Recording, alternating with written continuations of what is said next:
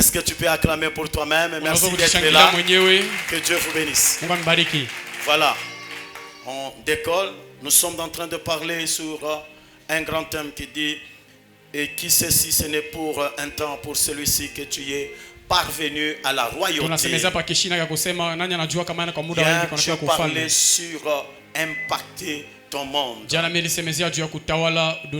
Et aujourd'hui, je vais parler sur l'épaule. Dis à ton voisin l'épaule. Mais vous ne voulez pas parler? Dis à ton voisin l'épaule. Dis encore à ton voisin l'épaule. Est-ce que tu peux te tenir debout? Tu me salues 5 personnes. Parce que la Bible dit là où il y a l'Esprit de Dieu, il y a la liberté. Salue-moi 5 personnes. Tu lui dis Shalom, Jésus t'aime. Dis Shalom et Jésus t'aime. Est-ce que tu peux bien le faire?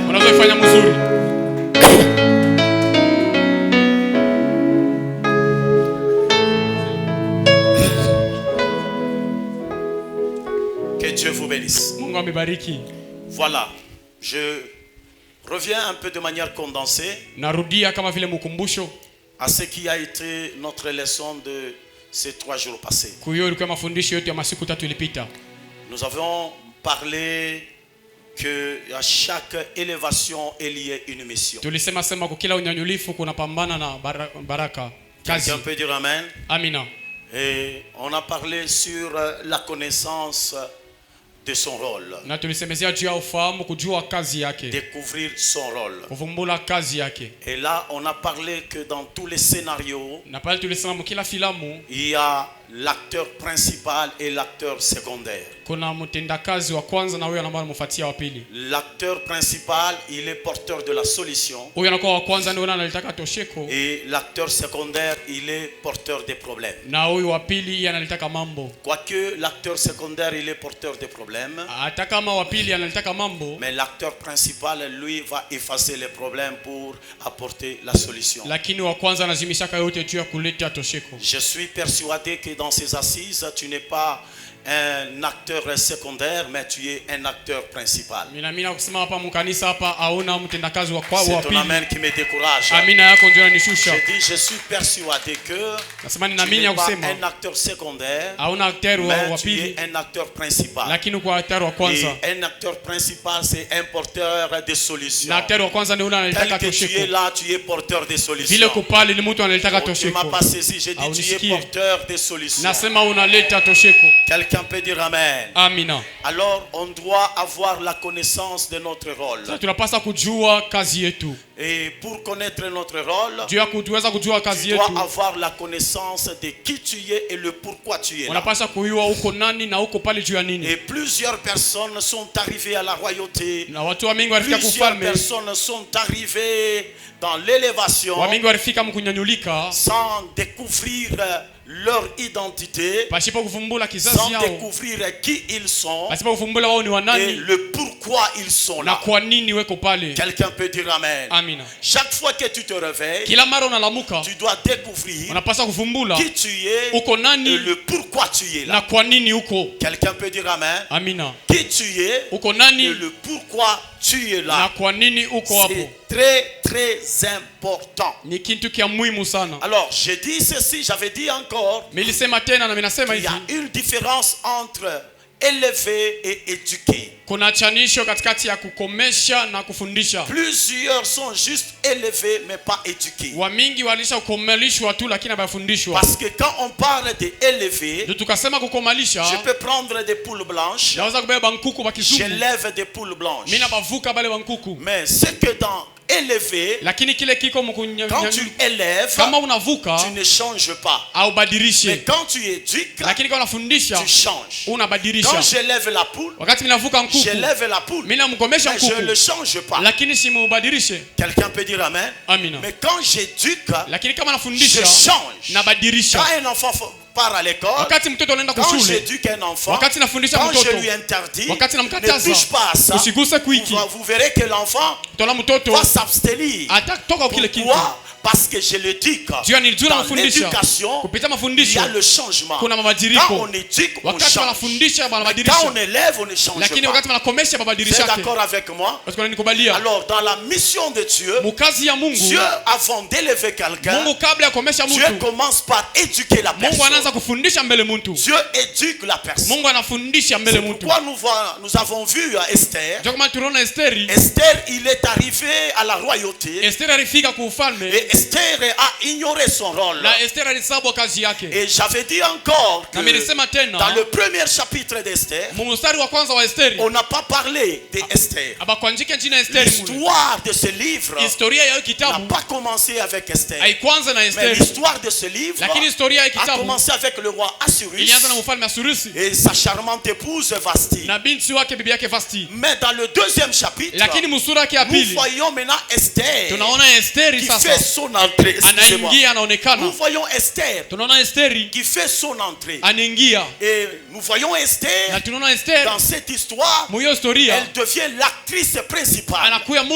Mais il y avait un problème qui a commencé quelque part. Mais Esther était dans l'anonymat. Esther n'était pas connue. Elle était dans l'anonymat. Mais un problème a commencé à la royauté. Et ce problème-là commençait déjà à localiser Esther. Quand on a recruté des filles vierges, des belles filles, pour qu'on le donne des produits, qu'elles s'embellissent, qu'elles feront le défilé devant le roi, et le roi choisira celle qui sera la reine à la place de Vasti.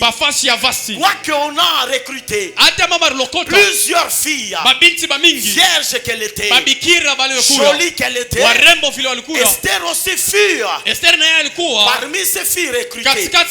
Mais en fait, ce problème-là localisait juste Esther. Parce que Esther, dans sa langue maternelle, dans son origine, langue natale, veut dire Adassa. Et Adassa signifie l'étoile. L'étoile, la position de l'étoile, ce n'est pas en bas. Mais la position de l'étoile, c'est là en haut. Et la personne qui est en haut, il contrôle celui qui est en bas. Autrement dit, la personne qui est en haut, il a la prééminence sur celui qui est en bas. Alors Esther, par rapport à la signification de son nom, étoile.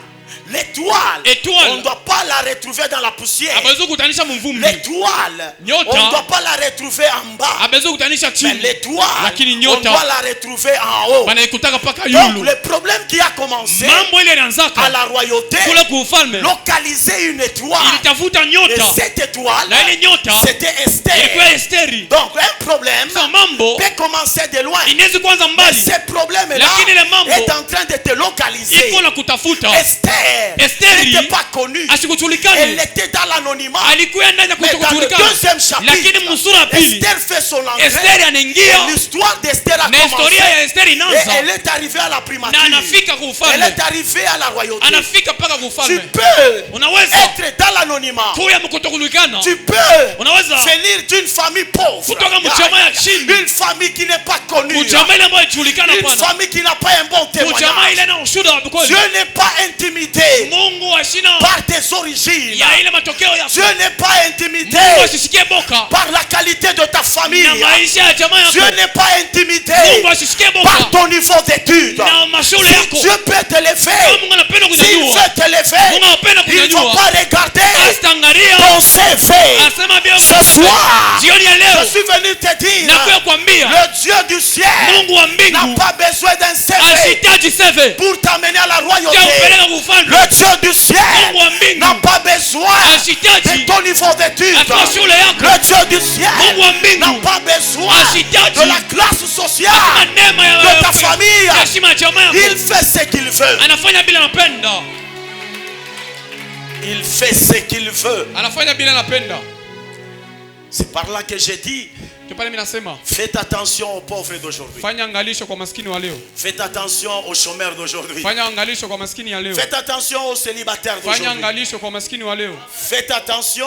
Faites attention aux stériles d'aujourd'hui. Faites attention. Je vous dis, faites attention. Ne méprise personne. Considère tout le monde. Parce que dans le chemin de la destinée, c'est terrible. Il y a des choses qui arrivent qu'on n'arrive pas à comprendre. Vous savez, Joseph, pour qu'il arrive là où il était arrivé, Joseph, son père Jacob, l'avait envoyé qu'il aille apporter la provision à ses frères.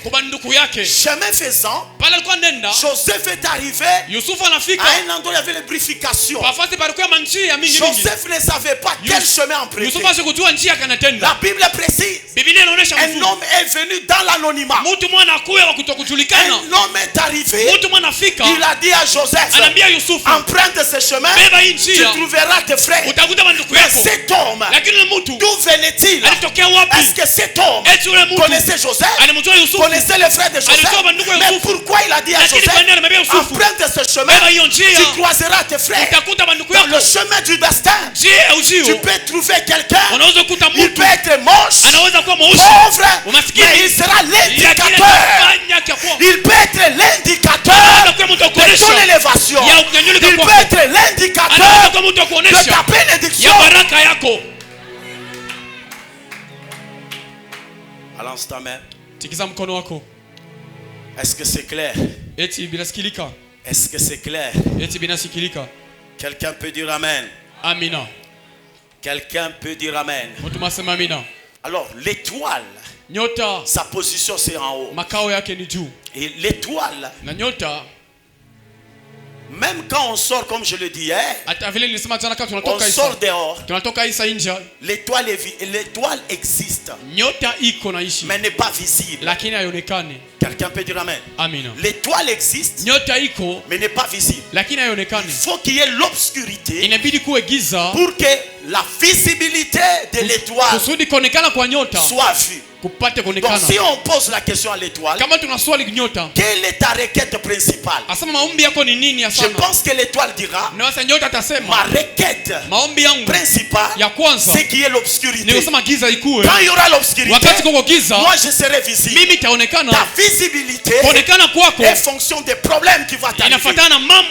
C'est quand tu croises des problèmes, les problèmes permettent à ce que tu sois visible.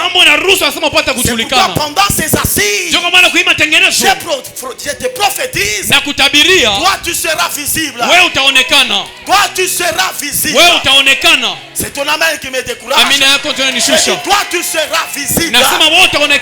Tu seras visible. Et pour que tu sois visible, pour que ta visibilité soit connue, il faut qu'il y ait l'obscurité. Et qu'est-ce que l'obscurité? L'obscurité, ce sont des moments difficiles, des moments d'angoisse, des moments de combat. Ce sont des moments d'angoisse, des moments de combat qui nous font apparaître, qui nous rend visibles. Et plus l'obscurité, elle est intense, plus ton éclat devient aussi intense. Quelqu'un peut dire Amen. Quelqu'un peut dire Amen. Alors, fuir des problèmes, fuir des combats, c'est fuir ta visibilité. Ne fuis jamais les problèmes. Affronte les problèmes. Affronte les problèmes avec toi. Ne fuis jamais les combats. Affronte les combats avec détermination. Parce que ce que tu ne sais pas confronter, tu ne vas pas les conquérir non plus. Vous êtes d'accord avec moi? Amen. Amen. Amen. Amen. Ne fuyez jamais des problèmes. Ne fuyez jamais des combats. Vous savez, un champion, il ne l'est pas dans le ring. Mais il est dans l'entraînement. Est-ce que vous êtes d'accord avec moi? Un champion, il n'est pas dans le ring, c'est dans l'entraînement. Quand vous voyez quelqu'un dans le ring, il devient champion, c'est parce qu'il a fait plusieurs entraînements.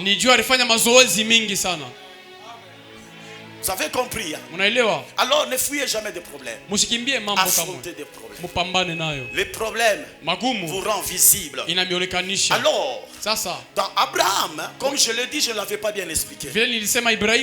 Dans Abraham est sorti de race, de progéniture. Dieu a dit à Abraham, quitte la maison de ton père, va-t'en là où moi je t'indiquerai. Et Dieu disait à Abraham, je ferai de toi père des multitudes. Mais Abraham, et sa femme n'avaient pas d'enfants jusqu'à 75 ans. Abraham n'avait pas d'enfant. Abraham et sa femme Sarah n'avaient pas d'enfant. Mais un jour, Abraham était assis dans la tente. La Bible dit, Dieu est venu. Il a dit à Abraham, Abraham, je ferai de toi père des multitudes. Je vous avais dit que quand Dieu parle, ne regardez pas les réalités présentes. Vous regardez dans ce que Dieu a dit. Quand vous regardez les réalités présentes, vous allez vous perdre. Parce que quand Dieu nous promet, Dieu vient dans le futur. Et nous venons dans le passé. Nous venons dans le passé. Dieu vient dans le futur. Nous nous croisons dans le présent. Donc Dieu connaît ton futur. Parce qu'il vient dans ton futur. C'est pourquoi dans la Bible, chaque fois que Dieu disait, chaque fois que la Bible disait, Dieu se souvient. Chaque fois que Dieu se souvient d'une personne, la personne quitte son passé, quitte son présent, entre dans le futur. Mais pour Dieu, lui, se souvient. Il vient dans le passé. Je ne sais pas si vous avez compris. Mais Dieu disait toujours à Abraham, je ferai de toi père des nations. Dieu le répétait toujours. Ce n'est pas pour rien qu'on appelle Abraham père de la foi. Parce que si vous lisez Romains, l'apôtre Paul dit, il a cru contre toute espérance. Comment il a cru contre toute espérance. Si on dit il a cru contre toute espérance. Donc Ibrahim a cru même la place il faut pas croire. Ce n'est pas pour rien on l'appelle père de la foi. Il a cru là où il ne fallait pas croire. Mais lui il a cru. Imaginez à cet âge. Sa femme était déjà dans le double ménopause. Mais Dieu vient, il dit à Abraham, ta femme aura un enfant. La Bible précise que Abraham était assis dans la tente. Et Abraham a dit à Dieu, que me donneras-tu depuis que tu me faisais que promesse? Que me donneras-tu?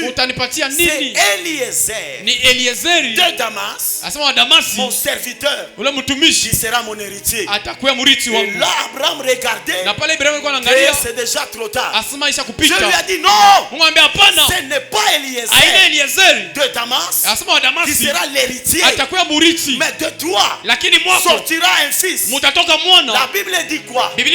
Abraham était assis dans la tente. Parce que jadis il n'y avait pas de maison. Jadis il n'y avait que des tentes. Abraham était assis dans la tente. La Bible est précise. Dieu conduisit Abraham dehors. Dieu conduisit Abraham dehors. Et quand il a conduit Abraham dehors, Dieu a dit, lève les yeux, compte les étoiles. Abraham commence à compter les étoiles. 1, 2, 3, 4, 5. Tellement qu'il n'y avait plus beaucoup d'étoiles, lui-même il s'est trompé. Et il recommence. 1, 2, 3, Tellement il y avait beaucoup d'étoiles. Et il s'est trompé. Dieu lui a dit, ainsi sera ta progéniture. Mais pourquoi Dieu a conduit Abraham dehors? Il a enlevé Abraham dans la tente pour le conduire dehors. Et il lui dit, lève les yeux contre les étoiles. Et qu'est-ce que la tente? La tente, c'est la chair. Quand vous êtes Mwili. La chair, c'est-à-dire quand Abraham était assis dans la tente, Abraham était assis dans la chair. Quand vous êtes assis dans la chair, vous ne verrez jamais les choses de l'esprit. Pour croire aux choses de l'esprit, vous devrez quitter la chair et entrer dans l'esprit. C'est pourquoi Dieu, il a conduit Abraham dehors. Il a fait quitter Abraham dans la tente. La tente, c'est l'image de la chair. Quand vous êtes charnel, assis dans la chair, vous n'allez pas croire aux merveilles de Dieu. Maintenant, Dieu a dit à Abraham de compter les étoiles. Avant cela, Dieu avait dit encore à Abraham de compter le sable. Abraham avait échoué. Donc, Dieu a dit à Abraham, quand il a dit de compter les sables, il lui a dit, ta progéniture sera comme la poussière de la terre, comme du sable de la mer. Et après, quand il a conduit Abraham dehors, il lui dit, lève les yeux, compte les étoiles. Dieu a encore dit à Abraham, ta progéniture sera comme les étoiles. Donc, Abraham est sorti deux progénitures, deux espèces. Il y a les espèces sable ou poussière, muchanga. Et deuxième espèce, les étoiles. Donc d'Abraham est sorti la descendance poussière et la descendance, mais répondez-moi s'il vous plaît, la descendance maintenant. Qu'est-ce que la descendance poussière? La Bible dit dans Genèse, l'homme est venu de la poussière. La descendance d'Abraham poussière, c'est sa descendance naturelle. Les Juifs, en Israël là, les Juifs naturalisés, c'est la descendance d'Abraham naturelle. Maintenant, qu'est-ce que la descendance d'Abraham spirituelle? C'est ça les étoiles. Nous les nations, nous sommes la descendance d'Abraham étoile. Maintenant, quand Dieu disait à Abraham, lève les yeux, compte les étoiles, Abraham a levé les yeux pour compter les étoiles. Il a échoué. La position des étoiles, c'est en haut. Et dans Genèse, la Bible dit, Dieu a dit créons des luminaires, des firmaments. Et Dieu a dit, la Bible dit plutôt, Dieu a créé un grand luminaire qui est le soleil. Quel est le rôle du soleil? Présider le jour. Et il a dit qu'on crée des petits luminaires, la lune et les étoiles, pour présider la nuit. Maintenant nous l'église, nous sommes la descendance d'Abraham. Nous sommes la descendance d'Abraham étoile. Donc notre position en nous, ce n'est pas en bas, mais notre position, c'est là en haut. Et si notre position, c'est là en haut, nous sommes appelés à impacter, nous sommes appelés à influencer, nous sommes appelés à dominer. Est-ce que tu découvres au moins ta position? Ta position c'est où? Ta position c'est en haut. La Bible dit que, est-ce qu'on peut, voilà, Dieu dit qu'il y ait des lumières dans l'étendue du ciel pour séparer le jour d'avec la nuit, que ce soit des signes pour marquer les époques. Donc l'œuvre des luminaires, l'œuvre du soleil, l'œuvre de la lune, l'œuvre des étoiles, c'est pour marquer les époques, pour marquer les époques. Donc toi, en étant étoile, ton rôle à toi, c'est marquer les époques. Marquer les époques. Donc en étant sur la terre, toi tu ne dois pas passer inaperçu. Toi tu ne dois pas passer inaperçu. En étant une étoile, tu dois marquer ton époque.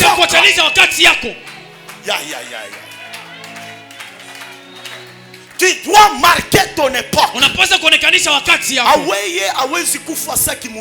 Toi tu ne peux pas mourir comme tout autre homme.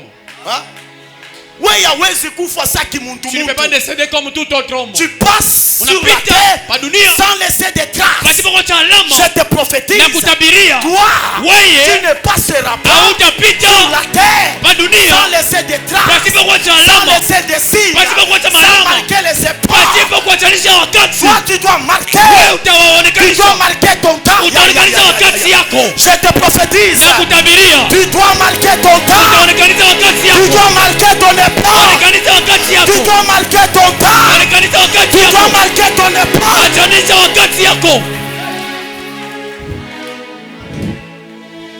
Tu dois laisser des traces. Tu dois laisser les traces. Et quand les gens y passeront, ils diront qu'il y avait telle personne, il y avait telle maman, il y avait telle soeur, il y avait tel papa. Il était passé ici et il a marqué son temps. Vous voyez les gens comme les Lumumba, ce sont des luminaires, ce sont des filles maman. Lumumba, quoi qu'il était assassiné, quoi qu'il était tué, Lumumba n'est pas passé inaperçu. Et aujourd'hui, on étudie Lumumba. Si vous partez en Russie, il y a une grande université qu'on appelle Lumumba. Université Lumumba. Lumumba n'a pas marqué son époque. Pas seulement au Congo, même à l'étranger, on parle de Lumumba. Toi aussi, tu es le fils d'Abraham. Tu es toi. Tu dois marquer. Tu dois marquer.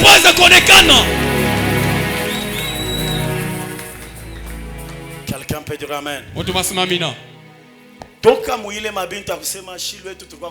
Qui est dans les choses de dire que nous sommes venus accompagner les autres?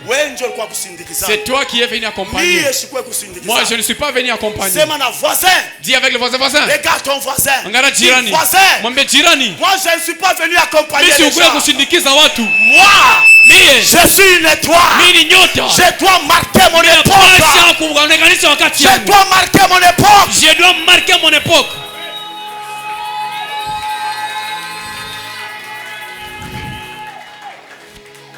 Vous savez,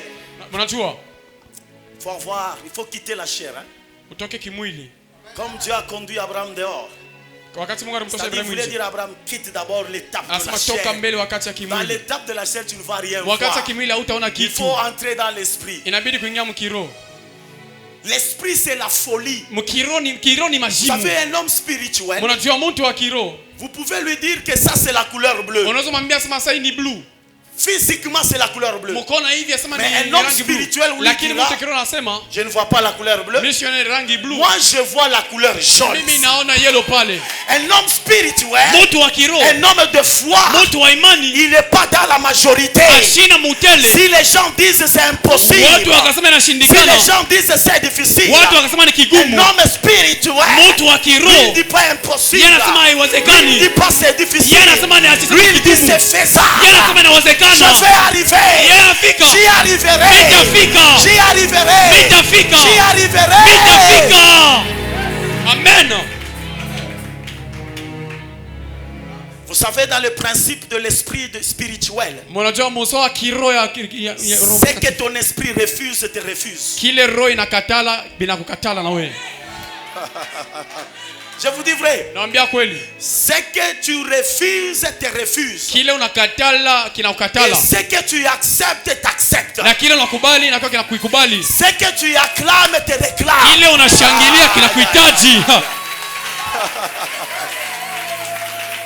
Si toi, tu acclames la bonne santé, et la bonne santé te réclame. Si toi, tu acclames la prospérité, et la prospérité te réclame. Si toi, tu acclames la bénédiction, et la bénédiction te réclame. Ah, ce que tu acclames te réclame. Ce que tu acclames te réclame. Si tu acclames l'élévation, quelle élévation te réclame. Si tu acclames la longévité, et la longévité te réclame. Yes. Yeah. Jana. Après culte, merci beaucoup. Kisha ibada. Quand je suis arrivé là où je suis, wakati nilifika pale makao yangu, ma femme m'appelle, me dit tes enfants te cherchent. Mke ananiita ananiambia watoto wako wanakutafuta. J'ai 4 enfants. Nina watoto 4. Mais je cherche à adopter une petite fille là. Lakini napenda kuchukua katoto kama binti yangu. Alors, sasa j'ai commencé par le 4e. Il s'appelle Joshua. Moi je l'appelle toujours le grand prophète. Et quand on l'a passé le téléphone, il dit papa comment tu vas? Mes enfants me tutoient. Ils n'appellent jamais comment vous allez. Et ils disent comment tu vas. J'ai dit je vais très bien. Et moi écoutez maintenant. Je suis en train d'effacer, de balayer dans l'esprit de mes enfants la bassesse. J'ai posé la question à mon fils, il a que 9 ans. J'ai dit le grand prophète, comment tu vas? Comment était ta mission à New York? Il n'a jamais été à New York. Qu'est-ce que Dieu a dit? Il n'a jamais prophétisé. On a passé le 3e. Il s'appelle Bright. Lui, même si tu arrives chez moi, tu lui poses la question, tu t'appelles comment? Avant qu'il te dise qu'il est Bright, lui il va te dire je suis patron. Alors je lui ai dit patron, c'est comment avec ton école? Tu es à quel niveau? Lui il n'a que 10 ans. Il a dit papa je suis au 2e étage. Je suis au 2e niveau. J'ai dit patron, tu vas arriver à la 4e niveau. Il dit papa, avec mon école j'arriverai au 20e niveau. Vous voyez, vous créez quelque chose dans l'esprit de vos enfants. Ma fille, la 2e, qui s'appelle Gracielle. J'ai dit ma fille ça va? Et je l'appelle toujours la grande magistrate.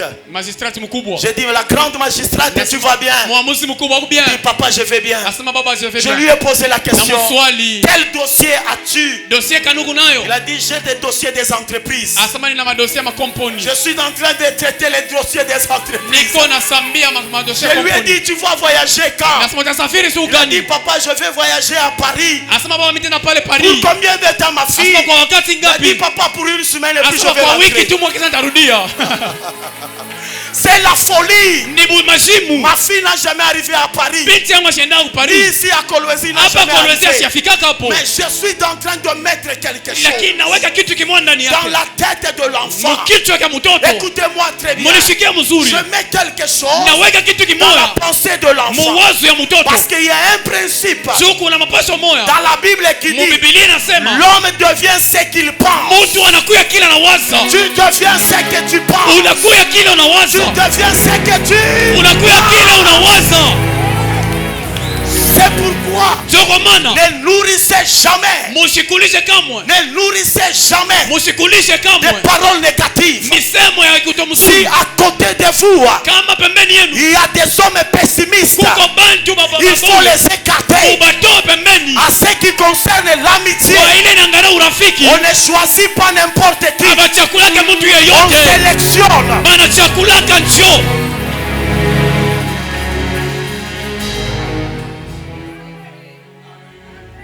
mon fils aîné, je l'appelle toujours ministre ingénieur. Je lui ai dit, comment tu vas? Comment la société? Il a dit, tout va bien papa. Bon, j'ai créé quelque chose. Ne soyez pas pessimiste. Parce que la Bible dit, celui qui est en vous est plus fort que celui qui est dans ce monde. Même si dans ce monde il y a des lois de famille qui s'opposent à nous. Même si dans ce monde il y a des satanistes. Même si dans ce monde il y a des sorciers. Néanmoins, je sais une chose. Ma Bible me dit, celui qui est en nous est plus fort que celui qui est dans ce monde. Le Jésus qui est en toi, il est plus fort que la loi de ta famille. Le Jésus qui est en toi, il est plus fort que les satanistes. Le Jésus qui est en toi, il est plus fort que la sorcellerie. Yes. Tu y arriveras. J'ai dit tu y arriveras. Malgré les limites tu y arriveras. Malgré les oppositions tu y arriveras. Malgré les combats tu y arriveras. Malgré les jugements des gens tu y arriveras. Malgré l'obscurité tu y arriveras. Malgré tu y arriveras. Je le déclare. Malgré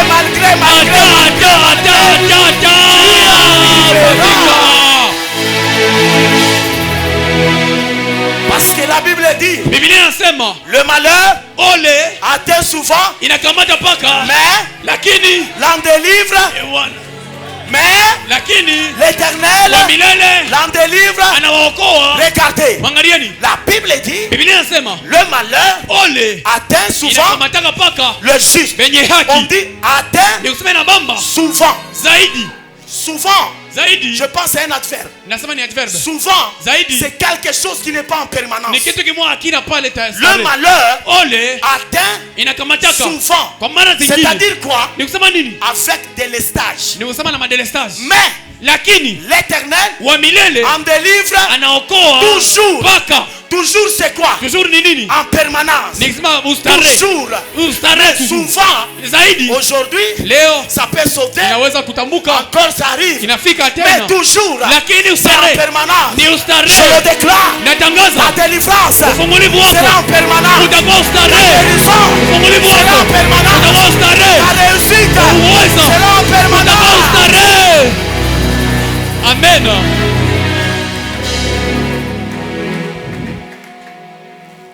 Que vous savez que Jésus vous aime. Savez-vous que Jésus vous aime? Savez-vous que Jésus vous aime? Je vous dis, j'aimerais vous révéler que Jésus vous aime plus que toute autre chose. Parce que Jésus n'est pas venu mourir pour les anges ni les démons. Jésus n'est pas venu mourir pour les animaux. Il est venu mourir pour un homme, pour une femme, tel que tu es là. Jésus t'aime plus que toute autre chose. Même si ma belle famille ne m'aime pas, Jésus m'aime. Même si mon voisin ne m'aime pas, Jésus m'aime. Même si mon mari ne m'aime pas, Jésus m'aime. Même si ma femme ne m'aime pas, Jésus t'aime. Jésus t'aime. Jésus t'aime. Dis à ton voisin, dis voisin. Jésus m'aime. Même si tu m'aimes pas, Jésus m'aime. Est-ce que tu peux le dire bien? Dis voisin, serre-le à la main. Voisin, même si tu ne m'aimes pas, Jésus m'aime.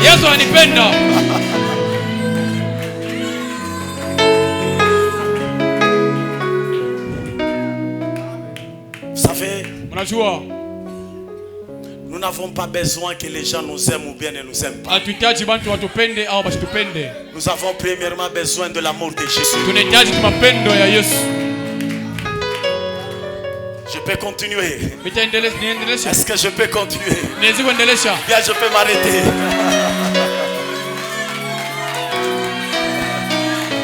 Écoutez-moi très bien. J'aimerais s'assurer, ça c'est une parenthèse. J'aimerais vous démontrer ce que c'est l'amour de Dieu. L'amour de Dieu est toujours au pluriel. Mais la méchanceté du diable est toujours au singulier. Aïe, aïe, aïe, aïe, aïe.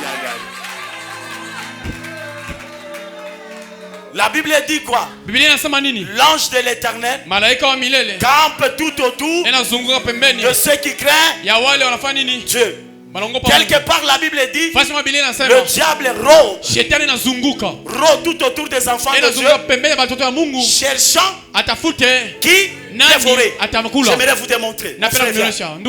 Tu vois lui, c'est un enfant de Dieu. La Bible dit le diable rôde tout autour des enfants de Dieu, cherchant qui dévorer. Lui c'est un enfant de Dieu. Le diable commence à rôder. Pendant qu'il rôde, il est en train de chercher. Quand on dit chercher, c'est-à-dire il n'est pas en permanence. Je suis venu te dire, même si le diable il rôde, il cherche, tu n'es pas disposé. Tu n'es pas disposé. Tu n'es pas disposé.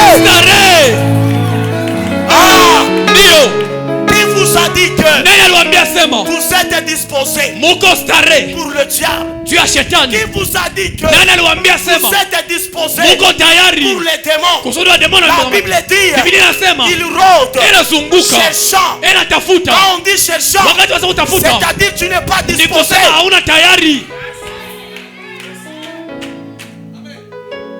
Écoutez encore. On dit l'ange de l'Éternel campe.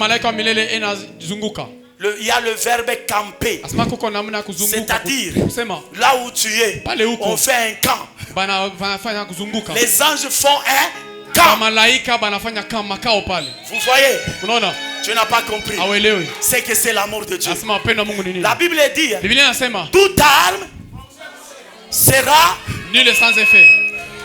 Toute arme, je n'ai pas encore entendu la salle. Toute arme contre toi sera on dit bien toute arme forgée. On a utilisé le verbe forger. On ne dit pas que toute arme est lancée, mais on dit toute arme est forgée. Cela veut dire quoi? Quand on est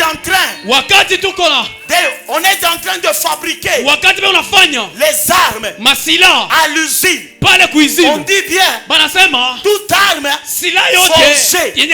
Pendant qu'on est en train de forger l'arme, là à l'origine, à l'usine, contre toi, Dieu l'annule déjà. Amen. Avant que l'arme soit lancée, pendant qu'on fabrique ça, pendant qu'on forge, Dieu le rend déjà. Dieu le rend déjà. Dieu le rend déjà.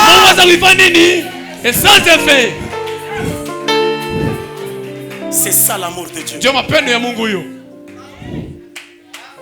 Hein? C'est ça l'amour de Dieu. À partir de l'usine, quand on fabrique une arme, on dit cette arme nous la fabriquons pour tuer. Si c'est Kabeti, Maman Kabedi.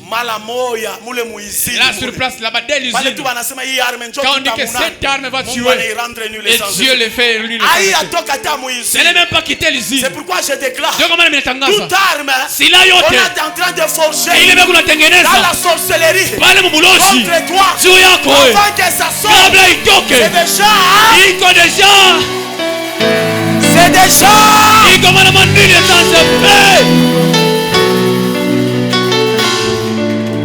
c'est ça l'amour de Jésus. Maintenant j'aimerais atterrir On nous parle de l'histoire d'un homme qui s'appelait Kis. Cet homme Kis, il était benjamite. En fait, je suis venu te montrer le rôle que tu dois jouer. Quand Dieu te bénit, quand Dieu te lève, quel est ton rôle? Quand Dieu te bénit, quand Dieu te lève, ton rôle à toi, ce n'est pas les boîtes de nuit. Ce n'est pas choisir de changer de femme, changer de hommes. Ton rôle à toi, quand Dieu te bénit, quand Dieu te lève, c'est élever les autres. Quand Dieu te bénit, c'est bénir les autres.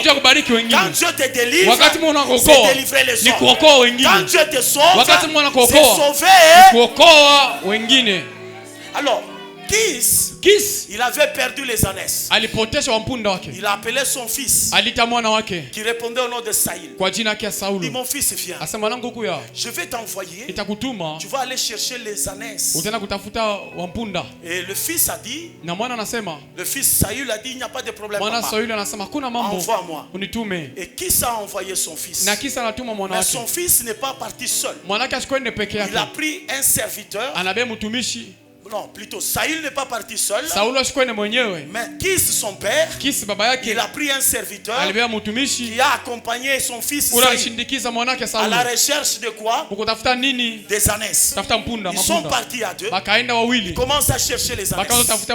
Ils commencent à chercher les ânesses. Et quand on cherche des ânesses, à l'époque il n'y avait pas de véhicules. Ils étaient à pied. C'était sous le soleil. Ils ont commencé à chercher les ânesses. Sous le soleil. Ils ont cherché. Pendant la nuit, ils ont cherché. Et la Bible précise qu'ils ont fait 3 jours sans trouver. Et le serviteur dit à Saïl, non, Saïl dit au serviteur, rentrons. Ça fait 3 jours on a cherché les ânesses sans les retrouver. Rentrons. Au lieu qu'il y ait notre père s'angoisse, s'agite pour les ânesses, il s'agite maintenant pour nous. Alors rentrons. Le serviteur qui accompagnait Saïl, il a dit non, là où nous sommes arrivés, nous sommes tout près d'une ville, et dans cette ville-là, il y a un voyant. Je suis venu te dire que là où tu es déjà arrivé, ne retourne pas. Tu es déjà tout près. Tu es déjà tout près d'entrer dans ta destinée. Ne te décourage pas. Ne recule pas. Tu es déjà tout près. Le serviteur dit à Saïl, nous sommes tout près. Dans une ville, il y a un voyant. À l'époque, les prophètes, on les appelait les voyants. Mais Saïl dit, mais si nous irons voir le voyant, nous irons le voir mes bredouilles. Parce qu'à l'époque, pour voir un homme de Dieu, il fallait lui apporter un présent. Lui apporter quand même quelque chose. Ce n'est que les chrétiens, les pentecôtistes aujourd'hui. Tu peux voir un homme de Dieu comme ça. Il les fait trop parler. Il les fait cesser la salive. Et puis il s'en parle lui-même. Amen. Amina. Alors, le serviteur a dit, j'ai au moins quelque chose dans ma poche. Allons-y. On va donner la chose que j'ai. Ah, que Dieu te bénisse, mon fils. Alors, je vais donner la petite chose. Le peu d'argent que j'ai, on va donner aux voyants. Ils sont entrés dans la ville. Ils ont trouvé des petites filles. Ils ont posé la question aux filles. Nous cherchons le voyant. Et le voyant, c'est tout droit vers vous. Vous voyez la salle là. Parce qu'aujourd'hui il y a un sacrifice dans notre ville ici. Et le voyant, bientôt là, il va monter dans le haut lieu. C'est-à-dire la salle, là où il y avait des conviés, c'était une salle qui était en haut. Suivez-moi bien. Là en haut, dans cette salle, le prophète Samuel, il avait déjà invité des gens. Parce que Dieu lui avait dit, demain, kesho je t'enverrai nitakutumia une personne, mtu moja, un jeune homme que tu oindras. ule ambao utapakala C'est mafuta celui qui sera roi mfalme sur Israël. Pa Israeli. Et même le prophète ata nabii Samuel ne connaissait pas asikujua de qui il s'agissait. Asema ilipasa kuya nani. Le prophète ne connaissait nabii pas. asikujue. Même Saül, ata Saulo quand il allait chercher wakati alienda kutafuta les ânesses de son père, wapunda wa baba yake, il ne savait pas asikujue ce qu'il attendait. Kile kilikuwa Je suis namchunga. venu te dire, Na kuya kuambia après ces assises, kisha hii matengenezo un mois, mwezi et mmoja le prophète, mie na nous nabii ne savons pas hatujue ce qui t'attend. kile kinakuchunga. Mais quant à toi, Lakini kwa je wewe suis venu te dire na aussi, kuya kuambia tu sema ne sais pas haujue ce qui t'attend. kile Mais kinakuchunga. avance au Lakini moins. endelea tu. Alors, Sasa le prophète ule nabii avait organisé alikuwa kutengeneza une fête asema karamu moja dans une chambre haute, mchumba moja cha juu, dans les hauts lieux. fasi moja yulu. Et dans cette salle-là, Na moyo chumba la Bible dit, Biblia inasema il y avait aux environs. kulikuya kadiria. Est-ce que tu peux chercher là? Oui, on parle des environs. Il y avait aux environs 30 personnes. Kulikuya kadiri watu 13. Balance ta main si tu Tikisa veux. mkono wako. Il y avait au moins combien? Aux environs. Kadiri. C'est où? Voilà. Regardez. Samuel prit Saül et son serviteur. Les filles entraient dans la salle et leur donna une place à la tête des conviés qui étaient environ combien? 30. Quand on dit environ, Wakati manasema environ 30, c'est 30? ni 30.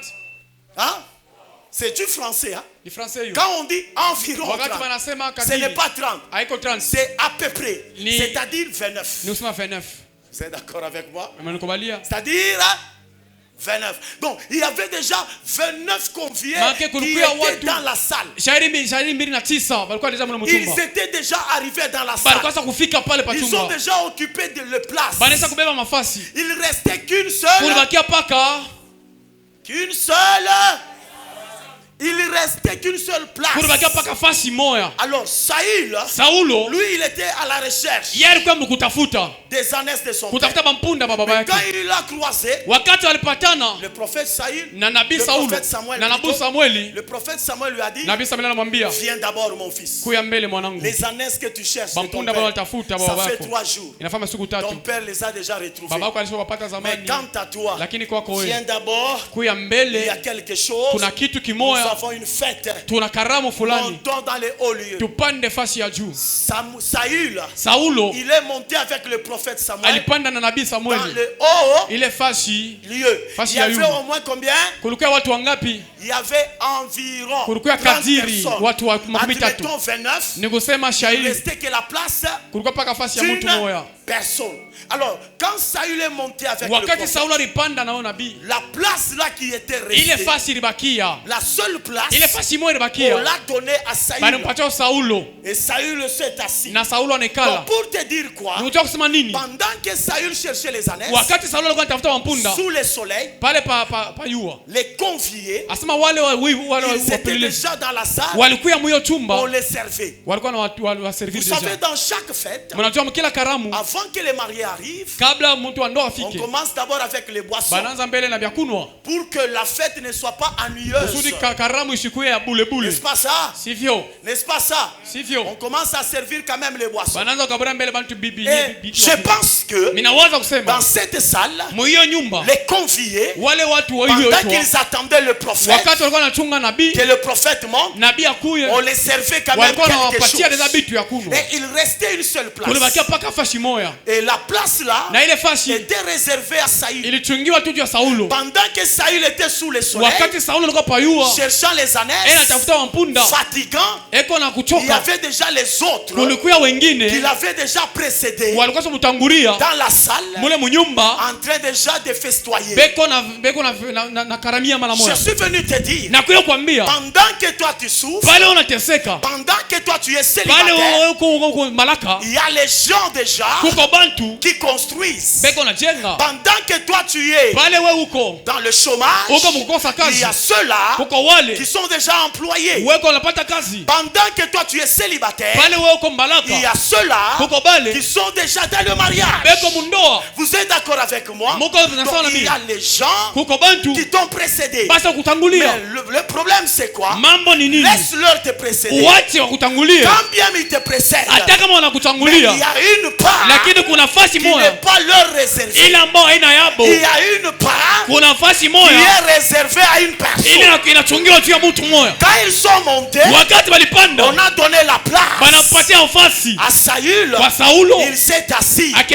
Maintenant le prophète Samuel, il est allé voir le cuisinier. Il a dit au cuisinier, serre-moi la portion dont je t'ai dit de le mettre à côté.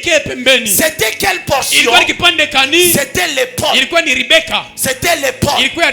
En français on peut dire quoi? Jambon, hein? Shinjoville. Amen. C'est ça? Oui, c'était la partie là. Alors le prophète a dit au cuisinier, serre-moi la partie dont je t'ai dit de mettre à part. C'était l'épaule. Le cuisinier, il prend maintenant l'épaule, il vient avec dans la salle. Le prophète lui a dit, cette part ici, tu ne dois pas la servir à n'importe qui. C'est réservé à une personne. On a pris l'épaule, la partie de l'épaule qu'on appelle jambon, on est allé servir Saül. Et Saül a commencé à manger. Mais tous les conviés qui étaient déjà dans la salle, on leur avait pas donné l'épaule. Donc je suis venu te dire, il y a les gens qui te précèdent dans les affaires, dans le capital, ils te précèdent dans le mariage, ils te précèdent dans la construction. Mais même s'ils te précèdent, ce n'est pas l'épaule. Parce que vous voyez l'épaule, c'est une partie qui est différente. Un militaire, pour le grader, c'est au niveau de l'épaule. Pour prendre la charge, on le met au niveau de l'épaule. Donc l'épaule signifie la responsabilité. Je suis venu te dire, quand ton tour va arriver, ce que toi tu obtiendras, ce n'est pas comme tout le monde. Ce que toi tu obtiendras, ça sera une grande chose avec responsabilité. Quelqu'un peut dire amen. Laisse les gens te précéder. Laisse les gens te précéder. J'ai dit laisse les gens te précéder. J'ai dit laisse les gens te précéder. J'ai dit laisse les gens te précéder. J'ai dit laisse les gens te précéder. J'ai dit laisse les gens te précéder. Mais quand toi tu vas entrer, la place que tu prendras, elle sera différente des membres de ta famille. Elle sera différente de ton entourage. Elle sera différente de tes relations. Elle sera différente. Elle sera différente. Elle sera différente. Elle sera différente. C'est pourquoi la Bible dit, les premiers seront, les premiers seront, je suis venu te dire, toi qui es le dernier, la saison est arrivée. La saison est arrivée. La saison des épaules. La saison des épaules est arrivée. Après ces assises, c'est la saison des épaules. Ce que toi tu vas goûter, ça ne sera pas autre chose. Ça ne sera pas les entrailles. Ça sera dis voisin. Dis voisin. Calamité. Dans pas longtemps. Tu verras.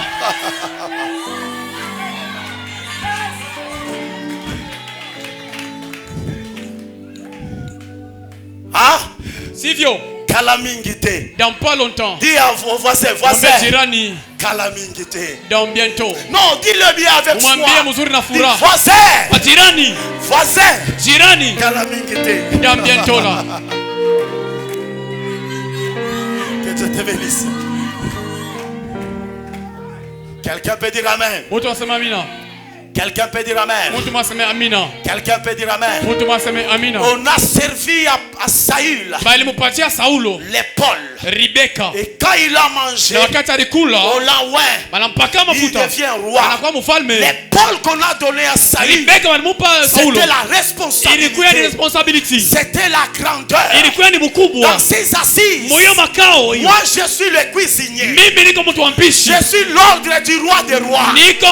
Qui est Jésus. Jésus est venu me dire, va servir l'épaule. Tu m'as pas saisi. Tu m'as pas saisi. Moi, je suis le cuisinier. J'ai déjà préparé. J'ai terminé à préparer. Mais Jésus est venu me dire, prends maintenant la partie de l'épaule. Va le servir dans ses assises. C'est pourquoi reçois ton épaule. Reçois ton épaule. Reçois ton épaule. Reçois ton épaule. Reçois ton épaule. Reçois ton épaule.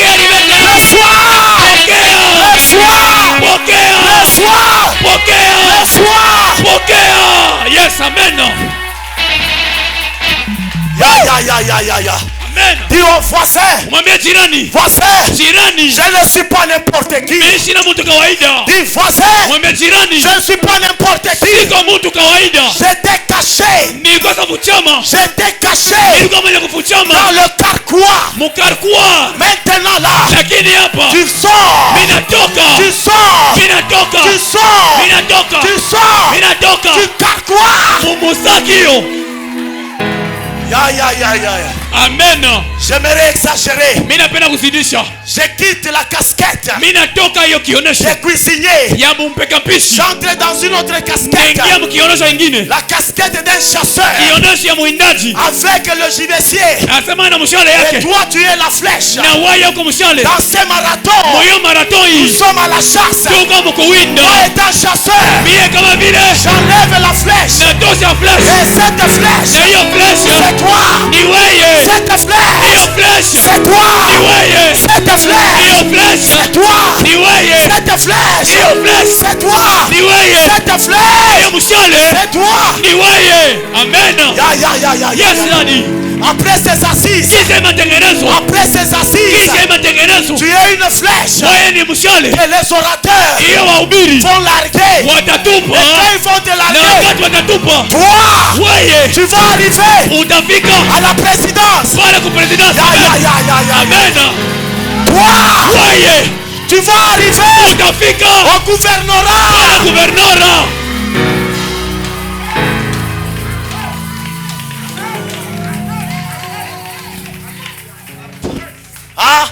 Sivyo. Toi tu es une flèche. J'ai dit tu es une flèche. Dans ces marathons, nous avons reçu le mandat de vous larguer au gouvernorat, à la mairie, à la présidence. Oh,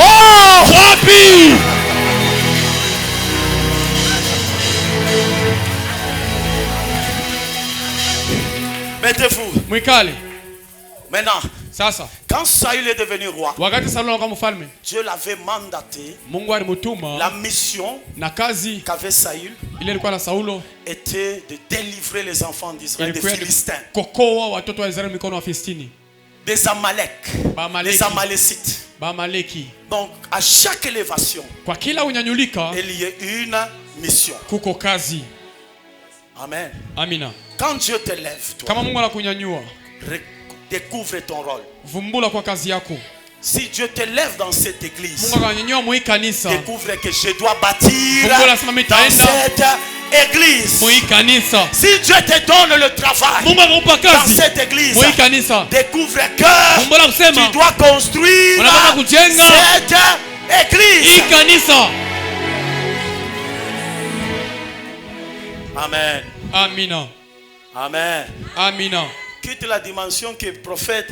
Toka mwatua ile abi. Mambole ya kuyenga kanisa ya kuza mpango wa kanisa inyangarie mimi. Oh pour payer ça me regarde pas. Unayua, laissez-moi vous révéler une chose. Acha nifunue kitu kimoja. Dieu Mungu défend ses intérêts en nous. Anasambiaka maintérêt. Je vous dis vrai. Si Dieu découvre en nous ses intérêts, Dieu les défend, Dieu les protège. Mungu anaikinga na kuilinda. Amen. Amina. Mais si Dieu ne découvre pas ses intérêts dans ton travail, dans ton mariage, ça n'a pas longue durée. Je vous dis vrai, ça n'a pas longue durée. Cette église sera construite par toi. Tu ne m'as pas saisi. Je dis cette église sera construite par toi. Toi tu auras des millions. Toi tu auras des millions. Aïe, aïe, aïe, aïe. Je dis toi tu auras des millions. Amen. Toi qui n'as pas de travail, je te prophétise tu auras le travail. Toi qui n'as pas de mariage, je te prophétise tu auras.